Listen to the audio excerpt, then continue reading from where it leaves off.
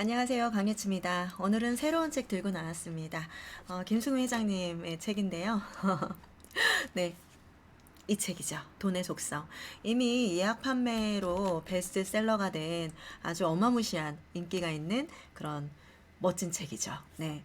제가 이 책을 받아서 읽고 있는데 굉장히 쉬워요.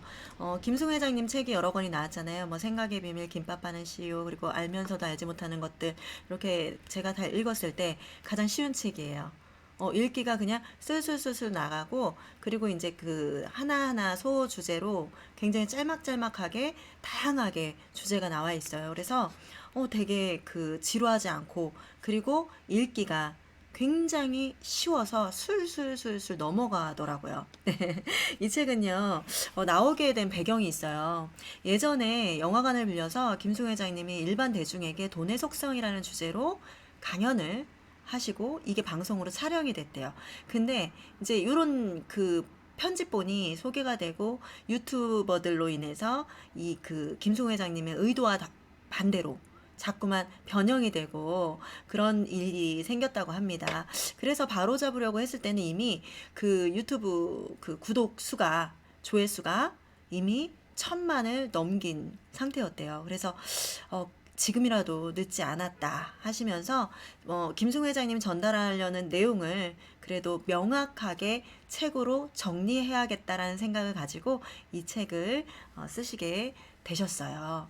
그래서 이 책에서는요, 돈에 대한 자신의 경험과 관점을 담으셨고요. 돈을 벌고 또 돈이 자신에게 붙어있게 하는 일을 그 누구보다 잘할 수 있다고 감히 생각하기 때문에 이 책을 쓰셨다고 합니다. 그래서 여기 이제 책 겉표지에는 김승호가 아는 모든 것을 풀었다 이렇게 얘기가 나와요. 한 살이라도 젊었을 때 읽어야 하는 책, 맨손으로 수천억을 만든 부자가 말해주는 종잣돈 만드는 방법. 종잣돈 만드는 게 쉽다 하지만 사실 이 핑계 저 핑계, 뭐 핑계라고 하기에는 조금 어려울 수도 있지만, 정말 어려워서 그럴 수도 있지만, 종잣돈을 만드는 건 어떤 그 상황이나 이런 걸 다 떠나서 만들 수 있는 사람들은 만들어내더라고요. 근데 이 부자가 맨손으로 부자가 된 사람이 이 종잣돈을 만드는 방법에 대해서 구체적으로 아주 쉽고 명확하게 설명을 해 놓으셨어요. 그리고 나는 언제 부자가 될 것인가? 이걸 알려주는 진짜 돈 버는 이야기라고 합니다. 제가 오늘 해드릴 내용들이 사실 이 책 부분에서 앞부분이 이 저자가 설명하는 것들이 대부분 나와 있다고 해도 과언이 아닐 정도로 앞부분에 많이 힘을 실어서 쓰거든요. 근데 제가 앞부분을 다 읽고 하는데 너무 좋아, 내용이. 김승호 회장님을 제가 워낙 예전부터 많이 접하고 방송도 많이 듣고, 그리고 제가 사장학 일기예요. 일기로 김승호 회장님 강의도 듣고 이러면서 되게 많이 알고 있는데도 불구하고 정말 또 들어도 새롭고 또 들어도 너무나 간단한 얘기들. 근데 정말 그렇게 될 것 같고, 저는 그래서 그 김승 회장님이 생각의 비밀에서 일일 100번 쓰는 거, 100일 동안 그걸 써서 제가 첫 번째로 제 소원을 생각한 대로 이뤄봤던 경험이 있어요. 그러다 보니까 김승우 회장님은 제가 개인적으로 굉장히 감사하다고 생각하시는 분이거든요. 네. 그리고 이제 김승우 회장님이 지금 제가 어디서 읽었는지 기억이 잘 나지 않는데 1조를 뭐 연간 1조 원을 벌어들이는 사업가가 됐다. 이런 식으로 이제 저도 얘기를 듣고 했는데 어디에서 그렇게 쓰셨더라고요. 과거에 자신의 기사가 700억을 버는데 4천억 자산가라고 기사가 났대요. 근데 그때는 이거를 번복을 하려고 하니 또 그 기자한테 그게 사실이 아닌데 왜 그렇게 기사가 났냐, 번복을 해달라, 이런 과정 같은 게 좀 뭐랄까 좀 조잡하다고 느끼시고, 그냥 그때는 내가 4천억 자산가가 되면 되지 까짓것 이렇게 하면서 도전을 하셔서 정말 4천원 자산가가 되신 거죠. 근데 지금은 일선에서 물러나시고 지금 1조까지 다시 벌어들이면서까지 그걸 번복할 생각이 없다고 하시면서 정정하시는 이야기를 하셨어요. 근데 솔직하시고 좀 멋있다라는 생각이 좀 들었습니다. 네. 그리고 이 김승우 회장님 그 회사는 제가 그런 걸 들었어요. 내 회사가 망하더라도 지금 전기세만 내면 된다라는 얘기를 들었을 때 굉장히 탄탄하게 자신의 사업체를 이루신 노하우가 계신 분이에요. 그래서 이제 맨손으로 미국에 건너가셔서 외식업으로 그렇게 도시락 사업을 하셨잖아요. 스시, 김밥 하셨는데 그런 마인드와 그분이 어떻게 사업을 읽어냈는지 그분의 어떤 그 생각을 우리는 한 번쯤은 꼭 들여다보고 체크해 볼 필요가 있을 것 같습니다. 이 돈의 속성은 돈에 대한 이 속의 성질을 좀 풀어서 써놨거든요. 참 이렇게 쓸 수가 있을까? 좀 감탄을 했습니다. 네. 자, 돈에 대한 문제를 해결하는 건 영적 각성만큼이나 삶의 중요한 가치라고 이야기를 하고 계세요. 방치를 하거나 무시를 하면 돈 역시 나를 무시하거나 방치하기 때문이라는데요. 돈을 세속적이라는 이유로 두렵다고 피하거나 그 피해가 나와 내 가족뿐만이 아니라 다음 세대까지 이어지면서 평생 노동의 굴레에서 벗어날 수 없다는 거죠. 하지만 김승우 회장님은요. 가족을 위해서라면 하루도 쉬지 않고 일하던 노동자 아버지 밑에서 태어나서 겨우 굶지 않을 정도로 그렇게 어린 시절을 보냈대요. 그러나 지금은 미국 정부와 한국 정부에 1년에 수백억의 세금을 내는 사람이 된 거죠. 와, 대단하지 않아요? 수백억의 재산을 모으기도 참 어렵지만 수백억의 세금을 내는 것도 정말 쉽지는 않잖아요. 참 멋있다는 요 대목에서 완전 매력적이었어요. 그리고 한적한 시골 동네에 떨어진 파키스탄 노동자 같은 시절이 있었다는 거죠. 근데 하버드에서 교육받은 변호사와 회계사를 기다리게 만들면서 전 세계에 걸쳐서 여러 사업을 총괄하는 사업가가 되어 계신 겁니다. 가난의 아주 바닥부터 거의 최상급까지 위치에 올라봤잖아요. 이 과정에서 돈의 여러 속성을 아주 자세히 경험해 볼 기회를 얻으신 거죠. 돈을 번다는 게 어떤 뜻이지? 돈은 어떻게 움직이지? 돈은 왜 사라지지? 돈은 어디로 몰려다니지? 돈은 무슨 일을 하지?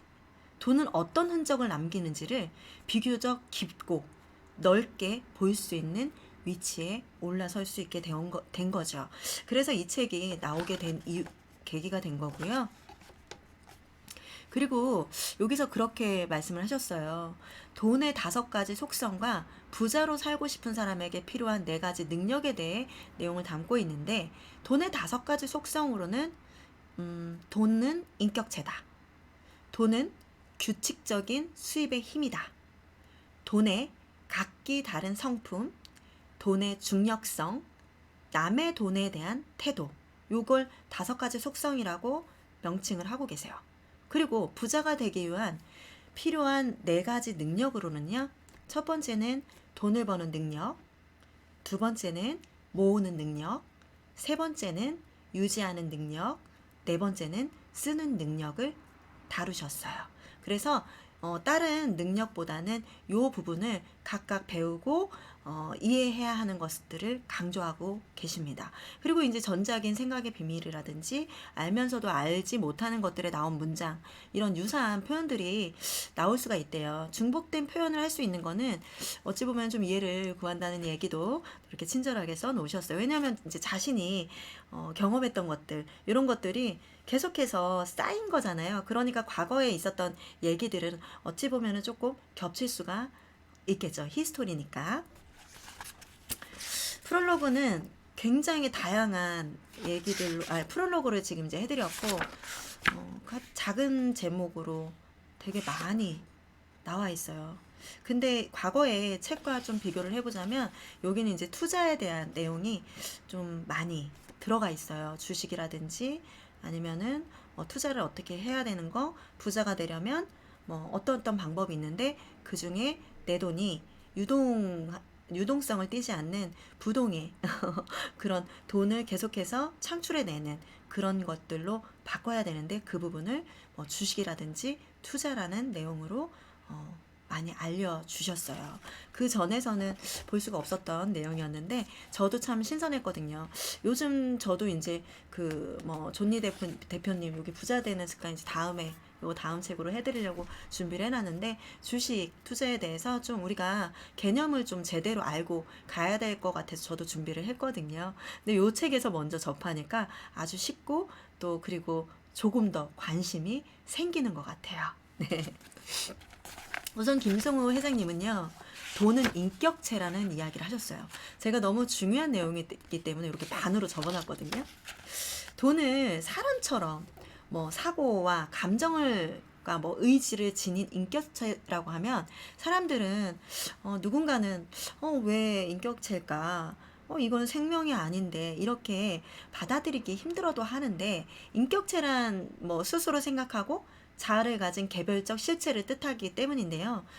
돈은 스스로 생각하지도 그리고 움직이지 않고 그리고 단지 숫자로 이루어졌을 뿐이니까 왠지 억지처럼 느껴질 수도 있는 건 당연하다고 합니다. 하지만 비즈니스에서도 뭐 회사는 뭐 인격을 부여를 받는데 그게 바로 법인인데, 이 돈은 법인보다 더 정교하고 구체적인 인격체래요. 어떤 돈은 사람과 같이 어울리기 좋아하고 몰려다녀. 또 어떤 돈은 숨어서 평생을 지내기도 하고, 왜 돈 안 쓰고 꾸드새처럼 꽁꽁꽁꽁 이렇게 모아두는 사람들 있잖아요. 그리고 또 자기들끼리 주로 가는 곳이 따로 있대요. 또 유행 따라서 모이고 흩어지기도 하대요. 또 자신을 소중히 여기는, 그러니까 돈을 소중히 여기는 사람에게 붙어있기를 좋아한다고 합니다. 함부로 대하는 사람에겐 패가망신으로 보복도 한대요. 너무 무섭죠? 그래서 작은 돈을 또 함부로 대하는 사람들 있잖아요. 그럼 이 작은 돈을 함부로 대하는 사람에게는 큰 돈이 몰려서 떠나한대요. 그리고 자신에게 합당한 대우를 하는 사람 곁에는 자식, 즉 이자를 낳기도 한다고 합니다. 어떤 사람들은 아주 작은 뭐 예를 들어서 다이소가 좀 저렴하잖아요. 근데 필요하지도 않는 건데 1,000원, 2,000원, 뭐 비싸봤자 5,000원, 10,000원 요 정도 금액이잖아요, 다이소가. 그리고 정말 쓸만한 게 굉장히 많고 저렴하면서 가성비가 되게 좋아요. 그래서 저도 필요할 때 다이소를 가서 되게 많이 사기도 하고 하는데, 절대 필요하지 않는 거를 싸다고 해서 저는 사지 않거든요. 좀 작은 돈이지만 굳이 내가 사야 되나? 사지 말아야 되는데 굳이 사진 않거든요. 하지만 작은 돈을 그냥 막 쉽게 그냥 1,000원, 2,000원을 쉽게 쓰는 사람들이 의외로 많아요. 저는 그걸 보면 굳이 필요하지도 않은데 왜 살까? 그리고 큰 걸 살 때도 정말 내가 정말 사야 될 때, 그럴 때는 저는 좀 쓰는 편인데, 함부로 뭔가를 내가 예를 들어서 이번 달에 내가 벌어들인 수익보다 지출이 좀 많아. 그러면 제가 써야 되는 거 있잖아요.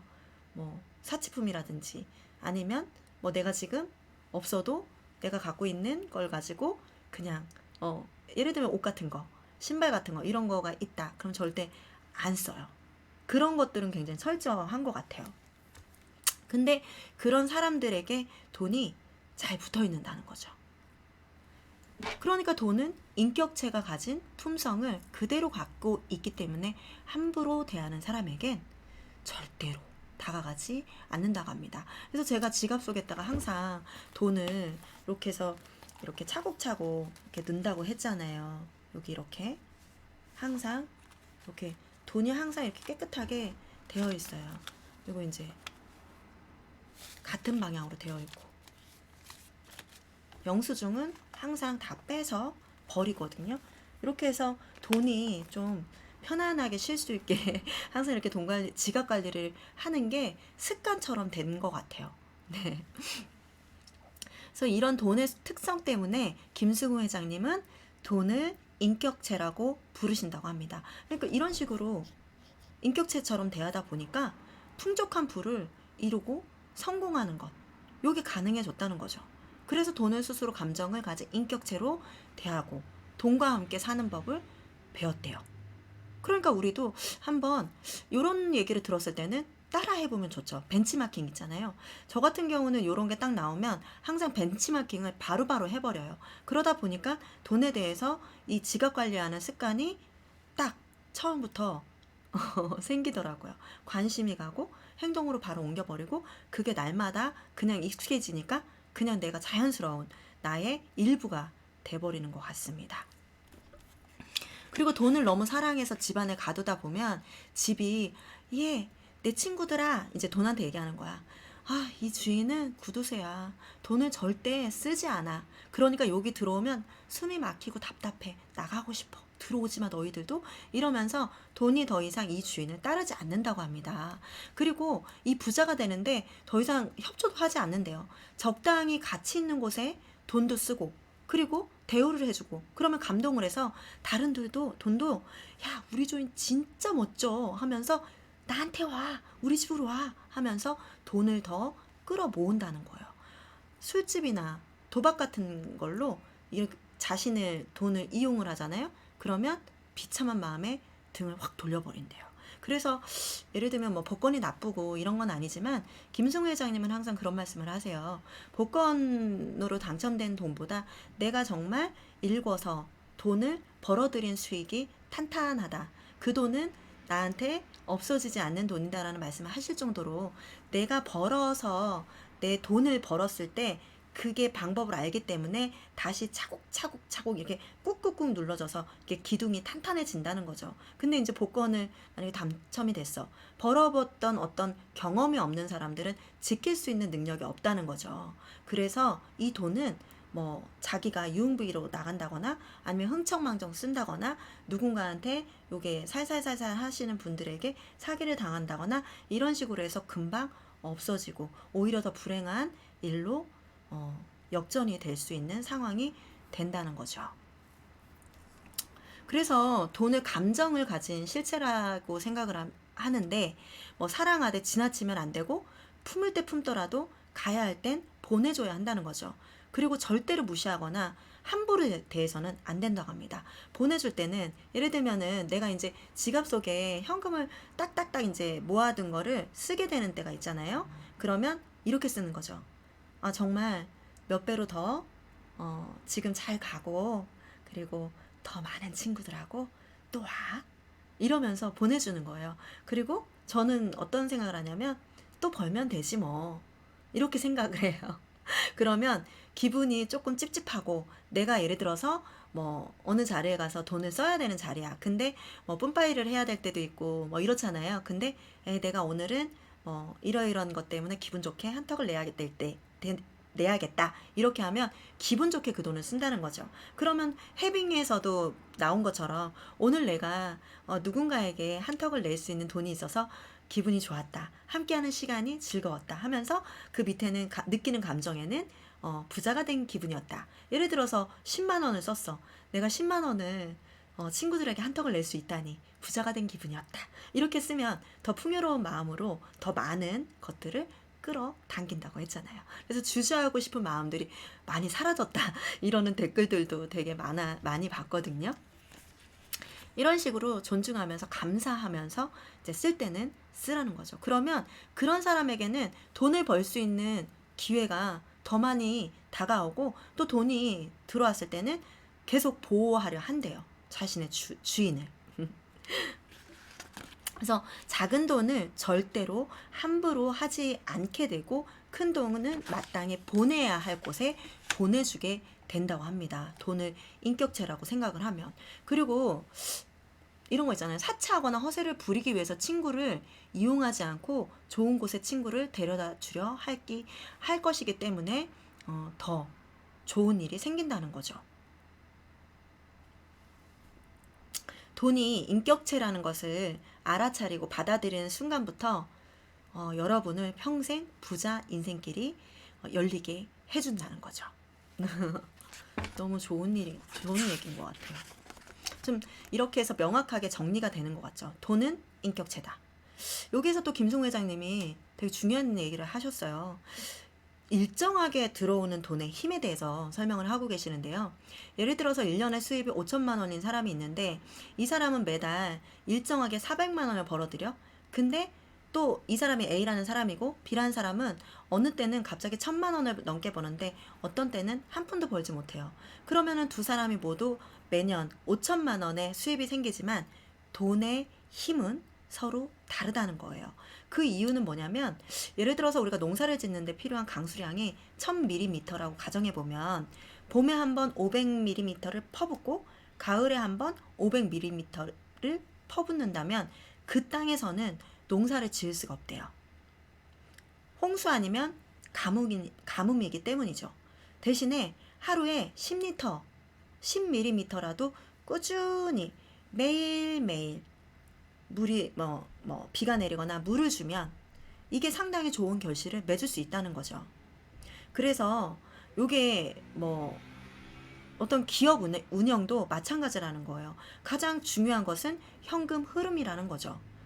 그리고 현금 흐름이 일정하게 유지돼야 경제적으로 삶이 윤택해진다고 합니다. 그래서 예를 들어서 내가 어떤 그 업체에서 한 달 동안 수익이 내가 몇 시간만 일을 하는데 알바면 알바, 1년 동안 정규직이면 정규직, 아니면 내가 회사 생활을 하면서 내 사업체를 가지고 있어. 그러면 이 회사 생활을 하면서 사업체를 갖고 있는데 이 사업체에서 그냥 이렇게 큰 돈이 그냥 간혹간혹 들어오는 것보다는 여기 일정하게 내가 100만 원이 됐든 200만 원이 됐든 이렇게 다달이 들어오는 돈이 더 막강하고 힘이 세다고 합니다. 무너지지 않는다고 합니다. 그래서 돈이 일정하게 들어온다는 거는요, 체계화된 경찰이나 군인 수백만 명으로 수백만 명의 군중을 효율적으로 통제하는 것과 같다고 합니다.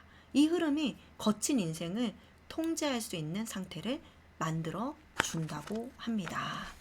일정하지 않은 수입의 또 다른 말은요, 개인의 재능이나 재주가 많아서 단기간 많은 수입을 얻는다는 뜻인데요. 이런 사람들은 자신의 수입이 이렇게 생기잖아요. 그럼 일정한 소득을 나올 수 있는 부동산, 그리고 배당을 주는 우량 주식을 사서 소득을 옮겨 놓아야 한대요. 그래서 요게 하루빨리 일정한 소득으로 옮겨 놓지 않으면 비정규직 그런 돈처럼 계속해서 그 돈을 소유한 사람들 밑으로 자꾸 빨려 들어가고 말 것이래요.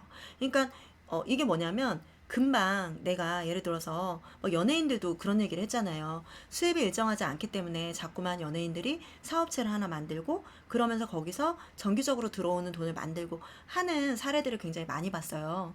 그리고 요즘 진짜 유튜브를 하시는 그 연예인들도 많이 생겼고, 그런 이유는 TV에 나오는 수입들이 일정하지 않고 자신이 일하는 시간들이 일정하지 않기 때문에 정규적인 돈이 들어와야지 되는 현실 때문에 그렇게 사업체를 다시 만들고 하는 경우가 생기는 거예요. 되게 힘들다고 말씀들을 많이 하시더라고요.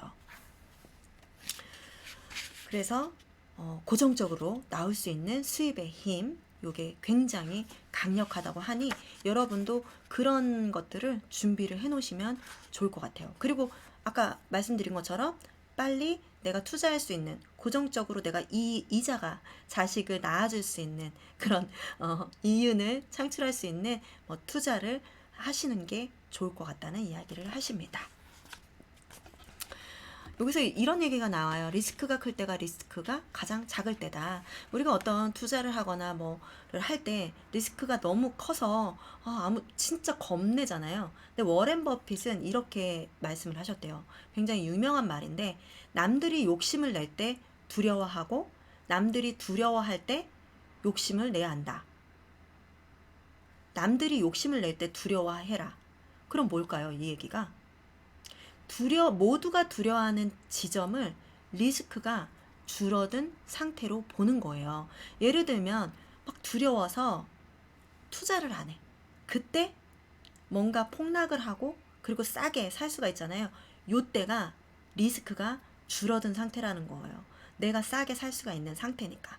근데 남들이 욕심을 낼 때, 그때는 뭐랄까 좀 경기가 호황이 되거나 주식이 우량주가 있다거나 이러면서 그때는 돈 있는 사람들이 그 주식이 비싸더라도 딱 투자를 해서 사버리잖아요. 요때 투자하는 거는 굉장히 두려워해야 하고 리스크가 큰 걸로 인식을 하셔야 된대요. 이게 워렌 버핏이 투자의 대가잖아요. 이분이 한 유명한 말이기 때문에 요 얘기를 염두에 두시고 여러분들께서 결국 나쁜 상황은 나쁜 상태가 아니라는 걸 아셔야 된다는 거죠. 오히려 할인된 가격에 자산 구매 기회를 주고 리스크가 주니까 리스크가 줄어든 시점이 되는 거죠. 그리고 또 리스크가 무서워서 아무도 매입하지 않는 순간이 가장 리스크가 적은 순간이 되는 거죠. 그리고 역설적이지만 비행기가 가장 안전할 때는 언제인 줄 아세요? 비행기 사고가 나고 일주일이 지났을 때 가장 안전하대요. 왜냐하면 모든 항공사가 정비 점검을 더욱 철저히 하는 시점이기 때문이라고 합니다. 되게 명확해, 얘기 자체가. 여러분, 내가 밥 살 때랑 친구가 밥 살 때 어떠세요? 내가 밥 살 때는 친구가 좀 싼 거 골랐으면 좋겠고, 그리고 뭐 술 한 병이라도 더 마시면 괜히 움찔움찔하고 이런 경험들 있으신가요? 근데 남의 돈을 대하는 태도가 내 돈을 대하는 태도래요. 가볍게는 친구가 밥을 사는 차례에 비싼 것을 막 주문하는 사람이 있어요. 근데 그 사람이 밥을 살 때는 괜히 이렇게 뭐 의도한 건지 어쩐지는 모르겠지만 가격이 좀 저렴한 걸 사는 사람이 있어. 그러면 다른 사람이 친구가 밥을 살 때도 그 비슷한 수준으로 선택을 해야 되는데, 그럴 때는 아주 비싼 걸 먹거나 아니면 뭐 음료수도 막 그냥 주문해서 먹고 술도 막 먹고 고기도 엄청 많이 먹고 만약에 이러신 분들이 계시다는 거죠. 이렇게 되면 자기 돈을 대하는 태도가 남의 돈을 대하는 태도가 내 돈을 대하는 태도이기 때문에 결과적으로는 남의 돈을 낭비하는 것이 즉 내 돈을 쉽게 생각한다는 뜻으로 이야기를 하고 계세요. 그러니까 내가 존중을 받으려면 먼저 존중을 해야 되잖아요. 다른 사람을. 내가 만약에 다른 사람을 존중하지 않는데 그 사람을 나한테 존중해라. 그건 너무 억지잖아요. 그런 것처럼 내 돈이 존중받으려면 남의 돈을 존중해줘야 한다는 거죠. 예를 들면 친구가 밥을 산다고 그랬어. 근데 내가 별로 배가 고프지 않은데 내가 만약에 밥을 샀으면 별로 배가 안 고픈데 그냥 간단하게 그냥 빵 한 조각 사가지고 그냥 우리 같이 먹을까? 이렇게 얘기를 할 수 있었을 텐데 친구가 내가 밥 살게 가자, 딱 그런 거예요. 아니야, 괜찮아, 나는 별로 배가 고프지 않아, 이렇게 얘기하는 것보다는 그래, 이렇게 하는 경우가 있잖아요. 그럴 때 너무 욕심내지 말고 그 빵으로 이렇게 채우려고 했던 거를 그냥 그 정도 선에서 좀 아껴서 이렇게 남의 돈을 생각해주는 습관을 들이는 게 중요하다고 합니다. 여기서 또 제가 반을 접어놓은 부분입니다.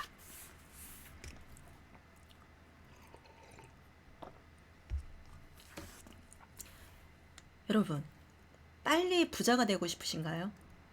그렇다면 빨리 부자가 되려 하면 안 된다고 합니다. 와,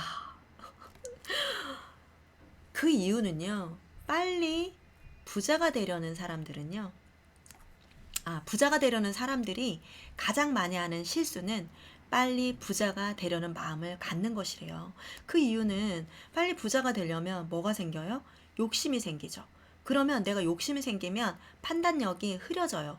그리고 그런 올바른 판단을 할 수 없기 때문에 사기를 당하기도 쉽고 또 이익이 많이 나오는 것에 쉽게 현혹이 돼요.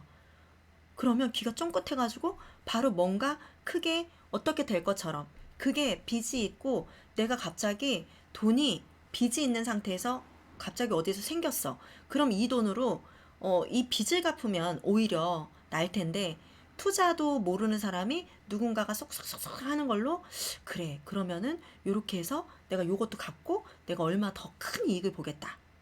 그런 눈먼 돈으로 내가 현혹이 되기 쉽습니다.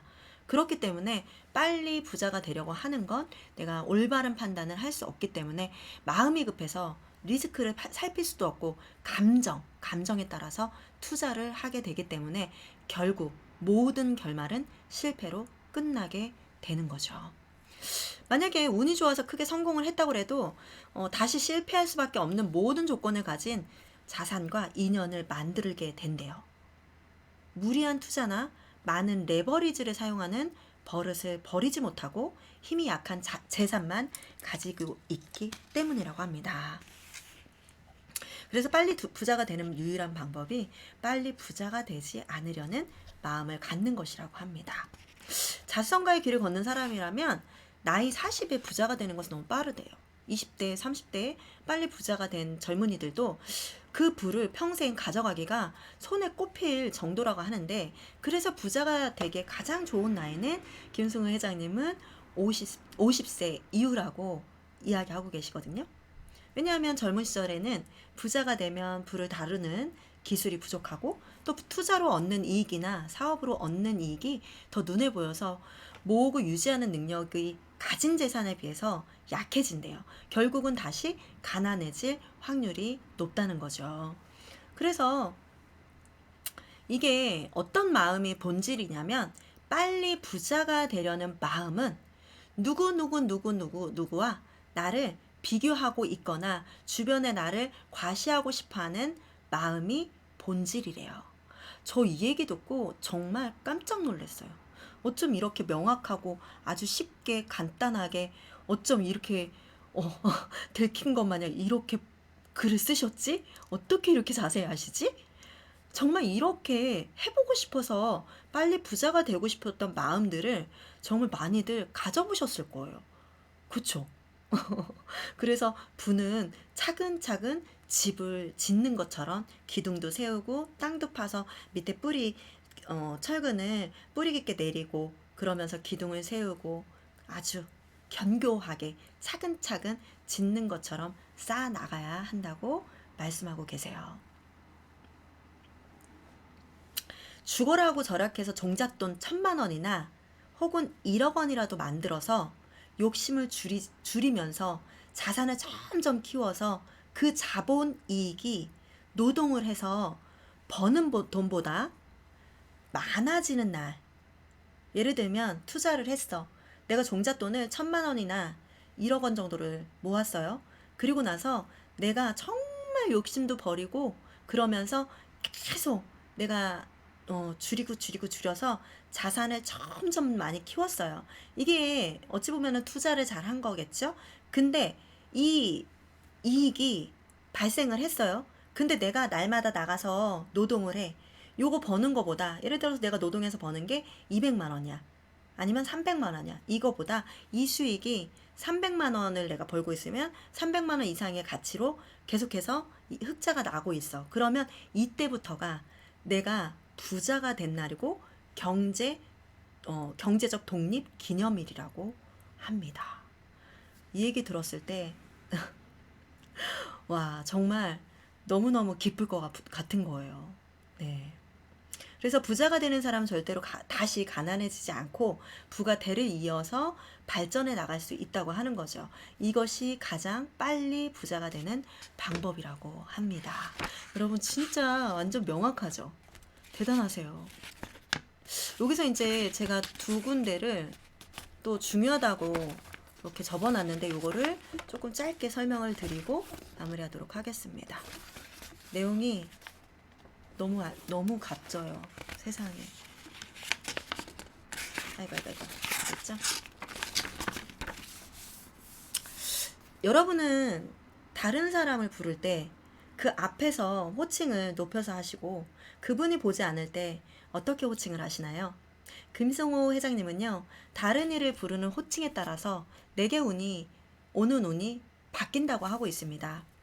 몇 해 전에 한 신문사에서 한국의 유명 사업가, 그리고 한국을 비롯해서 아시아 전역의 사업체를 가진 매우 열정적인 삶을 사는 사업가를 소개를 받았대요. 근데 이분은요, 정말 열정적으로 자신의 사업을 일으켰고, 그리고 창의적인 아이디어, 그리고 자신 가득한 사업 태도에 김승호 회장님은 아주 감동스러운 시간이었대요. 근데 시간이 지나면서 마음에 거슬리는 것들이 하나하나씩 늘어났다고 합니다.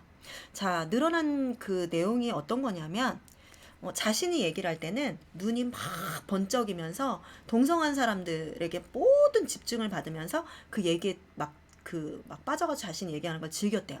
근데 다른 사람도 얘기를 해야지 이게 대화잖아요. 다른 사람이 얘기를 할 때는 뒤로 물러나 있거나 조용히 앉아 있거나 아니면 대화에 흥미를 보이지 않았다는 거죠.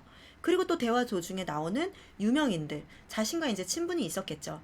그 모든 사람들의 호칭을 걔는, 걔가 이런 식으로 뭐 오바마 대통령도 그렇고 캐리라는 홍콩 행정장관, 아베, 손정희 씨도 모두 걔 그리고 자신의 친구들도 모두 걔 이렇게 불렀다고 합니다.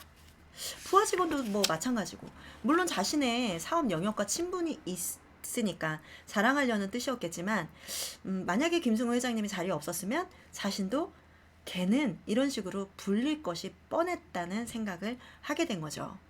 그리고 아주 최악이었던 거는 최근에 자신의 관심이 골프였는데 거기 모여있는 사람들은 골프에 관심이 없었던 거예요. 근데 모든 얘기를 자신의 골프 얘기로 기결을 시키고 다른 사람이 딴 이야기를 해. 수목원 얘기를 하면 수목원 이야기를 하면서 그 근처에 있는 골프장 이야기로 턴을 해서 동남아 여행 이야기까지 나오면서 다시 골프 이야기, 동남아 이야기가 나와도 다시 골프 이야기로 심지어 크루즈 이야기가 나와도 골프와 연결을 시켜서 이야기를 했다는 거죠.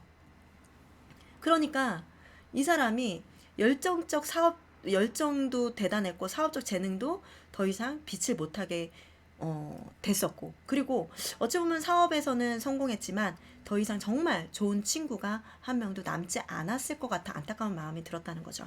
제가 과거에 어린이집에서 선생님을 좀 오래 하고 그리고 영어 강사를 하고 그러면서 이제 원감 또 생활을 했거든요. 근데 저희 언니가 원장 선생님이었어요. 근데 제가 예전에 언니 앞에서 언니니까 그리고 저보다 어린 선생님들이었고 그 선생은 이렇게 얘기를 한 적이 있어요. 근데 저희 언니가 뭐라 그랬냐면 선생님 이러는 거예요. 저한테 얘기를 할 때. 근데 갑자기 제가 감정이 확 상하는 거예요. 이렇게 얘기를 했어. 그랬더니 언니가 선생님 이러는 거예요. 그러니까 그 선생님이 보지 않는 자리에서도 호칭을 제대로 쓰라는 거예요. 그렇게 안 하면 그 사람이 있는 데서도 말이 함부로 나오기 때문에 보지 않는 곳에서도 호칭을 제대로 나이가 어리든 그리고 나보다 부하 직원이든 호칭을 선생님이라도 존칭을 꼭 붙이게 했어요. 근데 처음에는 굉장히 언니한테 서운하기도 했거든요. 자매니까 그래도 되지 않을까? 이런 생각을 했는데 결과적으로는 제가 거기서 이제 사회생활을 한 거잖아요. 언니가 그 얘기를 했을 때 제가 지금까지 그게 훈련이 돼서 보이지 않는 자리에서도 상대를 조금 이렇게 높여서 얘기를 계속 하는 것들이 그냥 자연스럽게 나오는데 김승우 회장님이 그 얘기를 여기다가 녹여내셨어요. 제 자랑하는 게 아니라 저도 그렇게 배웠거든요. 근데 이 이야기를 딱 들으면 저도 그렇게 그 시절이 딱 생각이 나서 맞아 나도 그랬는데 근데 김승우 회장님도 이 얘기를 쓴 이유가 사실 본인도 깜짝 놀랬대요. 본인의 모습을 보고. 왜냐면 최근에 사장들을 가르치는 사장님이 되셨고 제자들이 많이 생기셨고 사업도 명성도 제법 이제 커지면서 명성도 더 유명해지고 커지셨어요. 그리고 친분도 제자들이 친분을 자랑하려고 얘는, 걔는, 쟤는, 그 친구는 이런 용어를 쓰기 시작한 거래요. 그래서 사적인 자리에서조차 이렇게 선생 노릇하는 말이 많아지는 것을 느끼고 정말 놀랬다고 합니다. 그래서 이 이야기를 쓰시면서 그 모습을 반성하는 의미에서 이 이야기를 쓰시면서 사소한 것까지 사람의 인생과 운이 심지어 경제적 환경까지 모두 바꿔 나간다고 믿는데요. 이런 사소한 것까지. 그렇기 때문에 이 말 한마디, 상대에 대해서 보지 않는 곳에서도 존칭을 써주고 내가 어떤 말을 쓰냐에 따라서 내 운이 바뀐다는 거죠. 그래서 왜 사람은요, 왜 그 사람이 뭐 성공을 한 얘기, 뭐 이런 것보다는 그리고 뭐 그 사람이 말을 논리정연하게 잘한다거나 뭐 사업을 월등히 잘해서 이렇게 해서 존경을 받는 게 아니라 그에게 진정성이 보일 때 또 그의 생각과 뜻이 자신과 달라도 존중을 하게 된다는 거예요. 진정성. 그래서 이 말은요, 그 사람의 마음을 내보내는 냄새래요. 말은 그 사람의 마음이 내보내는 냄새다. 그래서 마음의 냄새가 향기인지 악취인지는 이 사람을 표현하는 언어를 통해서 알게 된다고 합니다. 저는 이 얘기를 딱 들었을 때 저는 와, 김승우 회장님 자신의 얘기를 딱 이렇게 쓰시는 것까지도 너무 진솔해 보였었고, 그리고 이 말이 더 많이 와닿는 이유가 저도 그런 경험을 통해서 이런 것들을 좀 알았기 때문에, 제가 그 전에는 뒤에서는 쟤라고 하면 어때 이렇게 했던 제가 선생님자까지 꼬박꼬박, 그리고 저보다 어린 분이, 제가 상주 영어 강사를 했을 때 거기 원장님이셨고 원감님도 있었고 주임 선생님도 계셨고 나이가 한참 어린 친구들이 선생님이었어요. 근데 항상 보이지 않는 곳에서도 원감 선생님, 그리고 원장님, 그리고 뭐 어떤 선생님 하면서 항상 그 님자를 붙이는 연습이 많이 되더라고요. 네. 그게 저한테 오히려 되게 좋은 영향이 끼쳐서 이거에 대한 그 어떤 그 공감대 영상이 정말 많이 됐어요. 행운도 행복도 좋은 향을 따라다니잖아요. 그러니까 우리가 쓰는 이 말, 이게 냄새를 이렇게 내뿜는다고 하니까 우리가 어떤 마음을 가지고 그 상대를 얘기를 하느냐에 따라서 에너지가 딱 그분에게 전달이 되잖아요. 그래서 아무리 미운 사람도 내가 용서를 하고 그 사람에게 정말 내가 뭔가 새롭게 나를 다지는 계기가 돼서 감사합니다, 이렇게 말을 보내고 그 사람에 대해서 오히려 더 존중해주고 더 잘해주고 이러면 그 사람이 이상하다, 나는 이렇게 저 사람을 헐뜯고 욕했는데 왜 이 사람은 나를 이렇게 존중해주지 하면서 더 미안한 마음이 생긴다고 하잖아요. 그렇기 때문에 내가 굳이 나를 더럽히거나 악취가 나는 사람으로 안 하려면 이 보이지 않는 곳에서도 내가 말을 항상 남을 높여주고 존중을 하면 될 것 같아요. 그러면 행운도 행복도 따라온다고 합니다. 나를 쫓아다닌대요. 자, 오늘은 여기까지 제가 준비한 내용을 해드리고요. 여기는 이제 반복되는 운은 실력이고 반복되는 실패는 습관이다라는 얘기가 나와 있는데요. 여기에서 간단하게 설명을 해드리자면, 뭘 해도 안 되는 사람들 있잖아요. 저는 예전에 상담을 받을 때 이런 데다가 잘 부딪히고 뭐를 해도 잘 배고 그리고 사고가 잘 나고 하시는 분들은 자신을 사랑하지 않는 사람들이 그런 사고 같은 게 많이 난대요. 그래서 자기를 사랑하는 사람, 그리고 자기 마음에 이렇게 좀 애정이 있는 사람들은 소중히 생각하기 때문에 사고가 나는 경우도 거의 없고, 그리고 자신이 뭔가를 이렇게 뭐 베거나 무슨 작업을 할 때 뭐 멍이 든다거나 이런 사소한 것까지도 보호가 된다고 합니다. 근데 이 운도 마찬가지라는 거죠. 뭘 해도 재수가 없게 뭐 머피의 법칙처럼 내가 어딜 갔는데 뭐 그날따라 비가 온다거나, 아니면 내가 뭐 가게를 차렸는데 뭐 코로나 사태가 뭐 벌어진다거나, 이런 사람들 진짜 운이 없는 거잖아요. 근데 운이 없는 사람들한테 좀 이렇게 팁을 드리자면, 내가 먼저 내 반성부터 해보시래요. 여러 가지 작은 사고가 모여서 큰 사고가 되기 때문에 이런 것들을 살펴보시래요. 돈을 함부로 대하고 있지는 않은지, 쓸데없는 인연이 너무 많지 않은지. 예를 들면은 내가 정말 인연을 맺지 않고 내가 거기에 시간을 투자하지 않아도 되는데 굳이 내가 외로워질까봐, 내가 외톨이가 될까봐, 내가 그 관계가 행복하지 않음에도 불구하고, 그리고 내가 사람들 대중에 나가서 하는 것들이 불편하고 힘듦에도 불구하고 내가 뭔가 이걸 하지 않으면 안 될 것 같고 외톨이가 될 것 같아서 굳이 그 자리에 나가고 있지 않은가, 이런 것들도 살펴봐야 돼요. 저 같은 경우는 이런 것들이 예전에는 엄청나게 많았는데 지금은 다 이렇게 절제를 하면서, 관계를 절제를 하면서 만나고 있거든요. 그러니까 너무 좋은 거예요. 그리고 음식은 정갈하고 제때 먹는지를 살펴보시고, 집안에 들고 나는 시간이 일정하는지, 그리고 남을 비꼬거나 흉보지 않았는지, 그리고 욕을 달고 살지 않는지, 뭐 이런 모든 면에서 자기 반성부터 해봐야 된대요. 잠시만요. 방송. 네. 그러면서 자기 반성부터 해봐야 된다는 거죠. 그리고 일이 잘 풀리지 않는 사람은 음식을 줄여보시래요. 그리고 절대로 배가 부르지 않게 먹으래요. 이거는 그 김승우 회장님이 절제 성공학 그 책에서 또 얘기가 나왔는데요. 그 김승우 회장님이 추천 도서로 그 절제의 성공학을 이제 추천을 해주셨잖아요. 거기에서 음식을 절대로 배불리 먹지 말라는 이야기가 나와 있어요. 그러면서 거기에서 거친 음식을 그런 것처럼 거친 음식을 멀리 하시고 일정하게 먹어도 다시 운이 돌아온다고 하니까 여러분들께서 만약에 지금 일이 내가 잘 풀리지 않는다 하면 이렇게 음식을 한번 줄여보시고 배가 부르지 않게 먹어보세요. 거친 음식을 피하시고. 저 같은 경우도 요번에 제가 몸이 계속해서 살이 많이 쪄서 요번에 한 2주 동안 제가 5kg를 뺐어요. 근데 그때 어떻게 관리를 했냐면 밤에 먹는 음식을 줄였어요.